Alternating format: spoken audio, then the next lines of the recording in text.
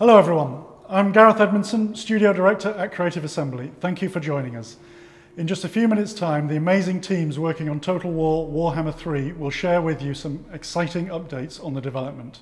Before that, I would just like to take a moment to reflect on the past year at Creative Assembly. Now, I recognise that we've been fortunate and have continued to be successful despite the global pandemic. And I'd like to thank our incredible support and IT teams here at Creative Assembly. It was a monumental undertaking to move all our global operations to be fully remote March last year. Yet we did it, and we got our teams up and running and working from home within a few days. In fact, during the last year, whilst working remotely, we've grown by 20% and recently announced the opening of a third development studio in the UK for when we return to our studios later this year. We're now the largest UK developer with 800 employees representing 46 nationalities based across our 4 studios in West Sussex, UK and Bulgaria. We've adapted and continue to make games from home, and that's a testament to the talent, passion and creativity of our fantastic teams. We also work to support both our local and global communities throughout this difficult time. For example, we gave away nearly 5 million copies of a Total War title to support the UK government's initial stay-at-home campaign. We gave £10,000 to our local food bank, £10,000 to our charity of the year, Click Sergeant, who support young people with cancer and their families. And with the help of our players, we raised an additional £76,000 donation via game sales. We're also continuing our efforts in our education work by supporting disadvantaged students who did not have access to tech at home by providing laptops, and also opening a new scholarship program with Teesside University for disadvantaged and minority students. And we continue to speak to thousands of students across the globe to support their career aspirations. As for the reason why you're here today, well, we announced Total War Warhammer 3, the last instalment of the trilogy, back in February. The reception to our trailer has been incredible, and we've loved seeing your reactions and comments. This month, we celebrate the 5-year anniversary of the Total War Warhammer franchise. It's been an incredible journey, and for this, I'd like to thank our partners at Games Workshop and each and every person at CA who contributes so much to our creations. And also, of course, our fans. Thank you for believing in us, and thank you for your continued support. We can't wait to show you more of Warhammer 3, so stick around as we're about to start. Enjoy the show.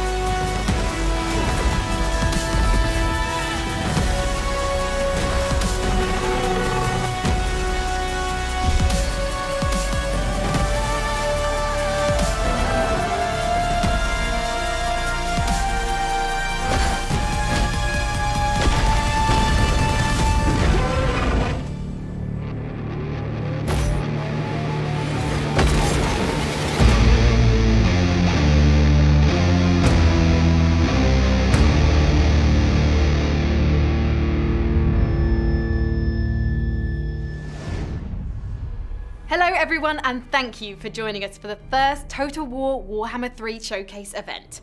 I'm your host Frankie Ward, and I'm here to give you an exclusive first look at what Creative Assembly has in store for the cataclysmic conclusion to the Total War Warhammer series. Today we'll be kicking things off with some brand new content before diving into an exclusive first look at a Total War Warhammer 3 trailer and gameplay.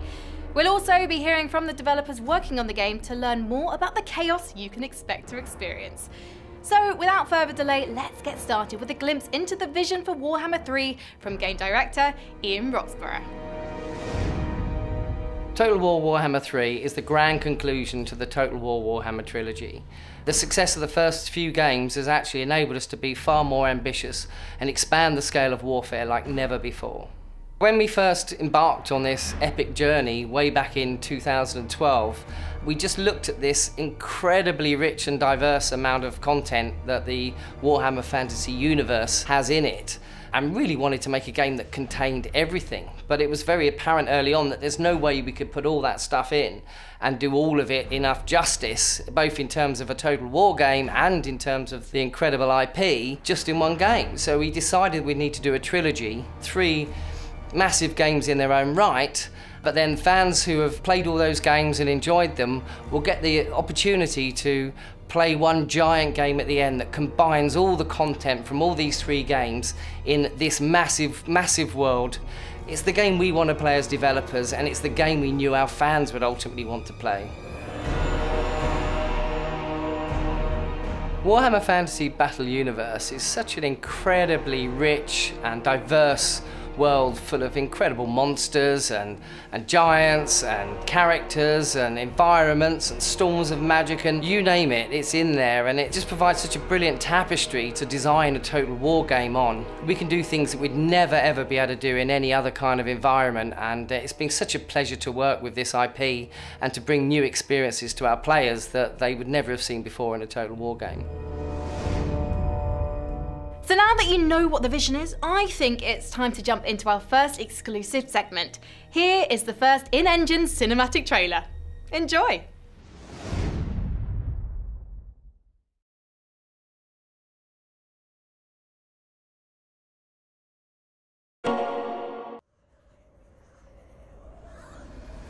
Kislev.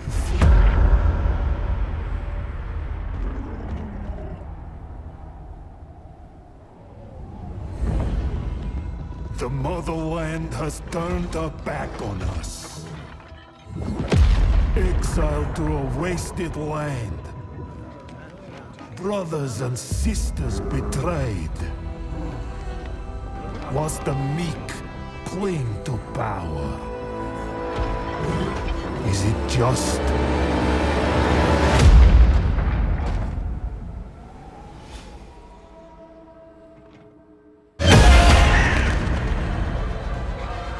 To be the bulwark the world relies on?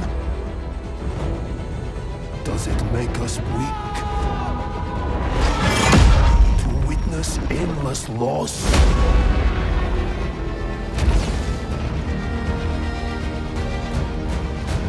Do we falter?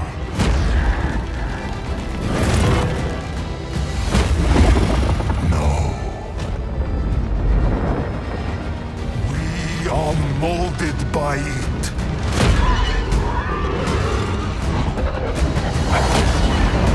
Forged hot against an anvil of ice.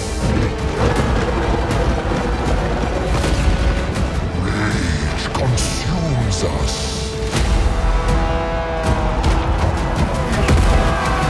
But from the fire, we rise again.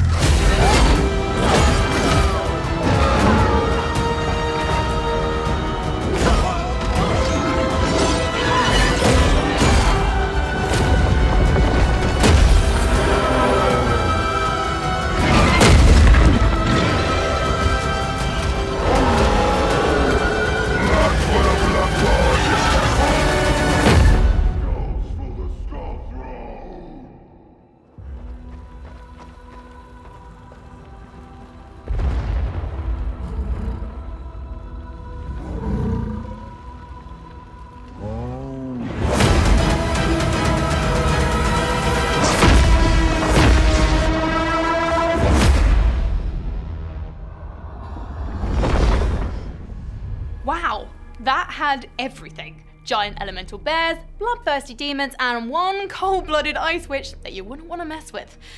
And now, for the moment you've been patiently waiting for, the world premiere of Total War Warhammer 3 gameplay. It's time to unsheath your swords and get ready to invade the realm of Khorne in the all-new survival battle mode. Let's jump into the action.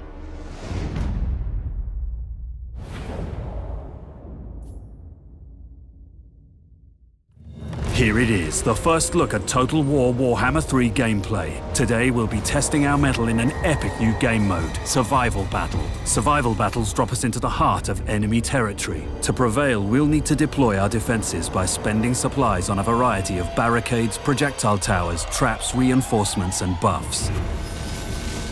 In this particular survival battle, we're taking the fight to Khorne, seizing 3 victory points as we progress through the ruined fort with the Brass Citadel and its Gatekeeper as our goal. But our invasion into Khorne's domain will be hard fought. We'll be repelling 3 waves of lesser demons before going toe-to-toe with an exalted Bloodthirster. As the battle begins, we find ourselves immediately set upon. Some quick flanking and a blast of Katarin's ice magic sets us up for a swift initial win.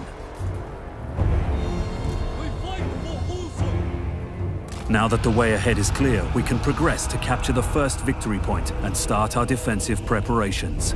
We'll use our structures, which have been built from salvage found in Khorne's realm, to our tactical advantage. They'll help us herd our foes into kill zones so we can take control of and maintain the battle's flow.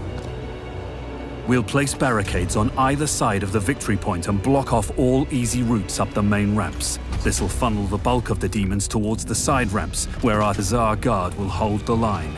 Meanwhile, our towers, Kossars, and Katarin will tear them apart. Here they come.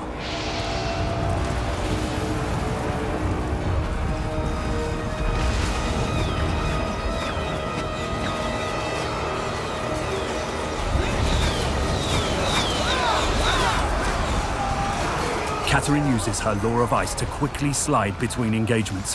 To help ease the load on our Tsar Guard, we'll use her devastating Frost Fang ability and Heart of Winter spell.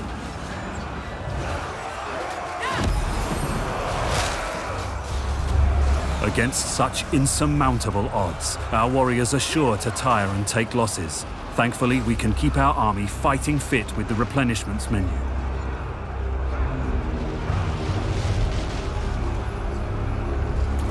Likewise, we can dramatically improve a unit's performance with the upgrades menu, where we'll buff weapons, armor, and other essential items. But that won't be enough to take us to the Brass Citadel. We'll need to call fresh troops into the slaughter with the recruitment menu.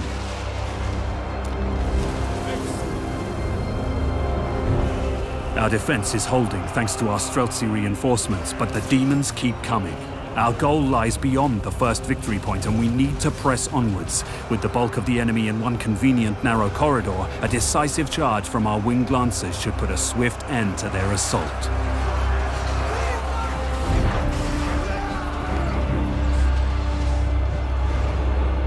We must press on into the blood pits and seize the icon of blood! We've survived the first wave and can press our invasion deeper into enemy territory.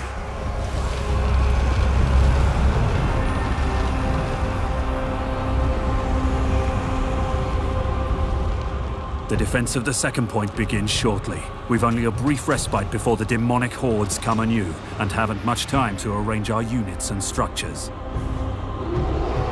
As we progress, we'll expand our pool of available troops, summoning higher-tier units to meet the challenge of an ever-growing threat.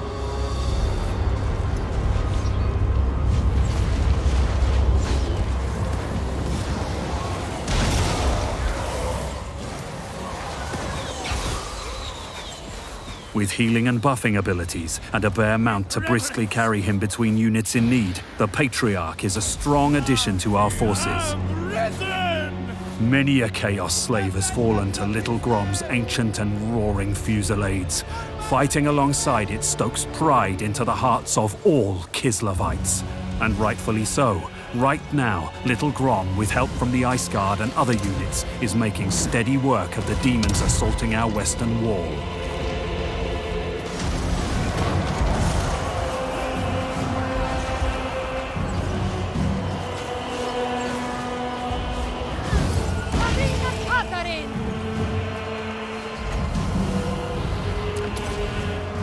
But where our western defense is prevailing, our eastern flanks are in danger of being overrun. A second artillery unit should help even the odds.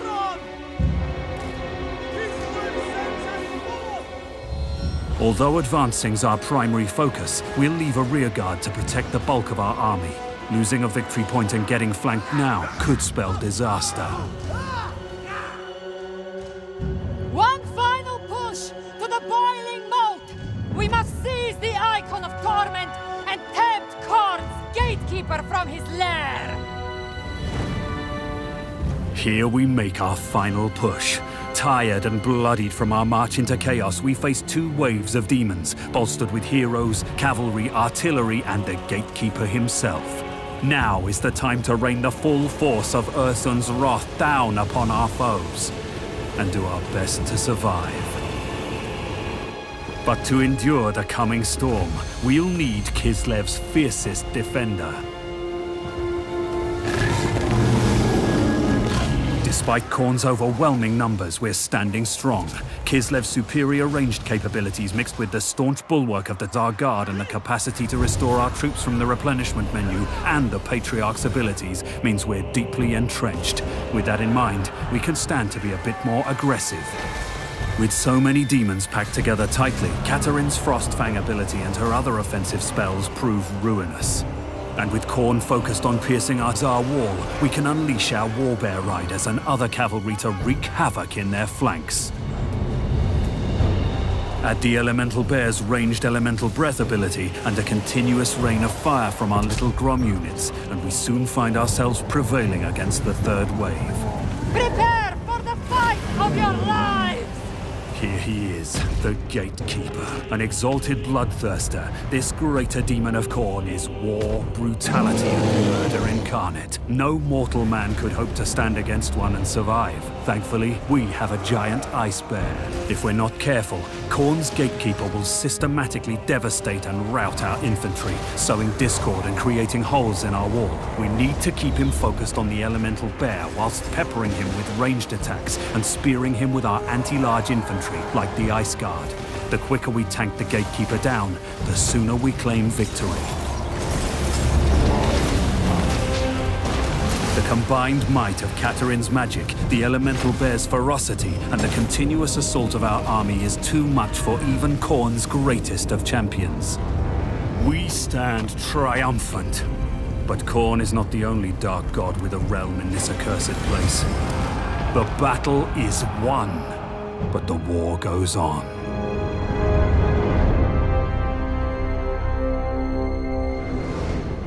Ian, thank you so much for joining us. And I have to say that survival battle was wild. So how does it feel to finally reveal gameplay? Well, thank you. Yeah, it's been brilliant. We know how much the fans have been eagerly anticipating the first gameplay footage, and the team and I are absolutely ecstatic to be able to finally show some, particularly considering this is such a new and unique battle type that's never been seen before in a Total War game. The Realms of Chaos seem like a really bold design choice. Why have you decided to go beyond the mortal planes to include them? Well, first of all, it was always our intention to actually explore the entire Warhammer fantasy universe within the trilogy, and splitting up the four gods in this way has really given us an opportunity to look at each of them in more detail, because they're so incredibly rich and diverse in terms of their content. And the Chaos Realms themselves are a crazy place with incredible environments, and it's really given us a chance to explore new features and gameplay and bring some creativity and innovation that players may not have expected to see from the third game. Opening up the Chaos Realms has quite literally given us brand new dimensions to be able to explore in terms of gameplay and features. Is there anything you're specifically hoping players take away from their experience with the game? Well, first of all, I just want the fans who have played the game to really feel like we've ended off the trilogy in the best possible way and gone out with a big bang and made it the very best Total War Warhammer game we possibly could have. Throughout the design of the game, we've spent a lot of time really understanding what our fans have wanted from the first few games and stuff that we as developers would have wanted, and tried our very best to get as many of those things in as we could.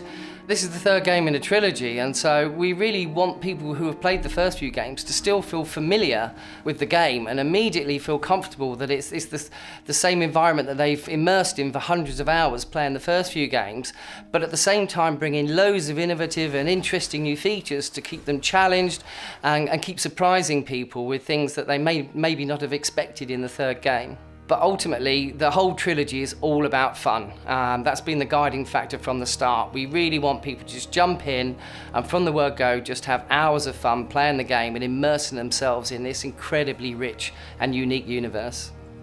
I couldn't agree more, Ian. But finally, is there anything you'd like to say to the fans watching? Yes, we'd like to thank them all for their incredible support and devotion over the last few years with Warhammer 1 and 2. It's been incredible, and as developers, that's why we do it. That's why we get up in the morning to make games that entertain people. And then when you hear fans saying how many hundreds of hours they've enjoyed playing the game, it makes it all worthwhile for us. Thank you very much for all the kind words, and we just hope that we've been able to make Warhammer 3 the kind of game you all wanted and expected, and you love that as much as you love the last two.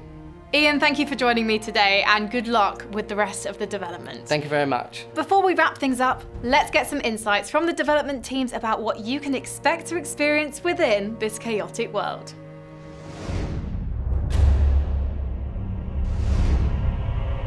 In Total War Warhammer 3, we'll be venturing to some of the most deadly and mysterious regions of the Warhammer Fantasy Battles universe. In Warhammer 1, we were in the Old World. In Warhammer 2, we ventured to the New World, within Lustria and Nagorond. In Warhammer 3, we'll be venturing to Kislev, to the very top and west underneath the Chaos Realms, who have been the bulwark of humanity, keeping the human civilization safe from the constant chaos incursion. But to the east, we have the mysterious, private and very ancient civilization of Grand Cathay. Beyond the mortal and humanoid realms, we can also travel to and play within the Chaos Realms themselves. 4 ruinous powers seek to rule over this place, ever seeking to slip their bonds. We have Nurgle, the Plague God, Slanesh, the Lord of Excess, Tzeentch, the Changer of Ways, and Khorne, the God of Blood, Slaughter and Rage. The inclusions of areas like the Chaos Realms has given us the opportunity to showcase the most visually distinct gameplay in Total War history. It's also allowed the design teams to really experiment and innovate with new gameplay features such as the survival battles, which really accentuates the horror and majesty of these demonic realms. The focus on the eastern fringes of the map has really allowed us to explore never before seen races in such detail in any Warhammer IP.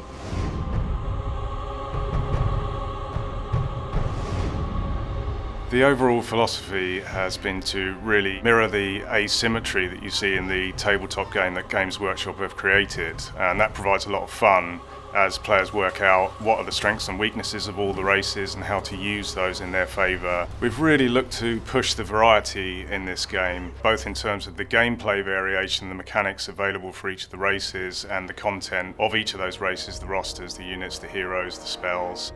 Kislev have a quite conventional style with their army. They're built around rock-solid line infantry. And the good thing about their line infantry is a lot of it is hybrid infantry, so not only is it awesome in melee combat, but they have powerful missile weapons as well, which allow them to thin the enemy as they approach. They're bolstered by the Patriarch characters who will stand behind them and have a variety of support abilities, which will enhance the infantry's ability to hold the line. Alongside those, we have Ice Witches and Frost Maidens using the Law of Ice and the Law of Tempest, which are 2 very powerful spell laws with a wide variety of spells, both for killing the enemy, debuffing the enemy, buffing their own troops. And they're supported by artillery, a wide variety of cavalry as well, including bear cavalry.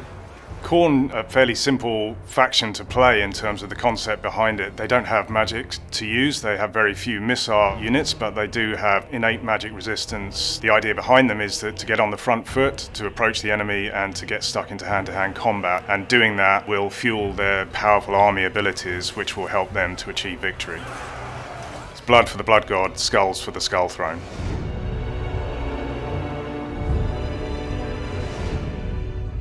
The thought behind survival battles is We really wanted to get the players immersed in the realm of chaos. So once you've invaded it, you're basically going up to one of the Chaos God's backyards and you're trying to kick the door in, essentially. We really wanted to show off the scale of that, be it with the map, the amount of units that you're fighting against, and the tools that you have in your arsenal to defeat them. This also gave us the opportunity to add in new features, such as building defensive structures, allowing your units to be summoned within battle, and you can upgrade and replenish them. We're also hoping that when players go into these battles, use all these new features, they can overcome the horde of demons that attack them and, really come away with a great sense of accomplishment, knowing that you've bested one of the Chaos God's armies.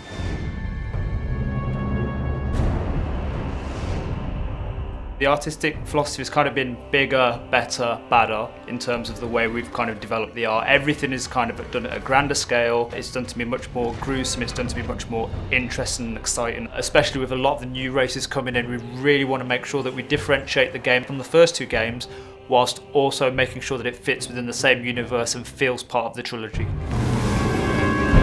The Elemental Bear was a really interesting character. We did originally look at how can we approach it. Should it be done in a more ethereal look? So should it be more ghostly, more spell-based? Or should it be much more of a physical entity? Is it something that is physically created, or is it something that is generated by the army or via a spell? And so we came up with a nice compromise where a spell is cast and then the unit kind of comes together out of a pile of snow and trees and rocks from the ground, and it turns in this massive entity basically, which is just capable of crushing vast swaths of units. And I think both us and Games Workshop were really happy with the approach, especially once we handed it to the animation team and really saw it moving. It's something unlike anything any players have seen before in game.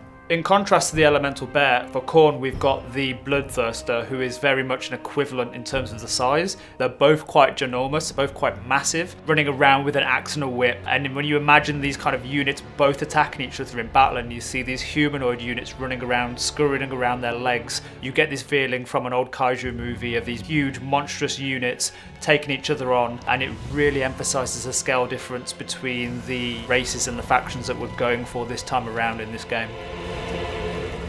From an artistic point of view, we really want players to take away how big and bold we've really taken the franchise with this third game. We're really going to introduce quite a lot of new characters, quite a lot of interesting and diverse visual identity, which will really separate this from the first two games. From the gameplay point of view, we really want to show that we've taken the experience that players are familiar with from Warhammer 1 and 2 and really polished it and refined it, whilst also introducing some nice little surprises in there that will really make it the best playing Total War Warhammer game we've ever made.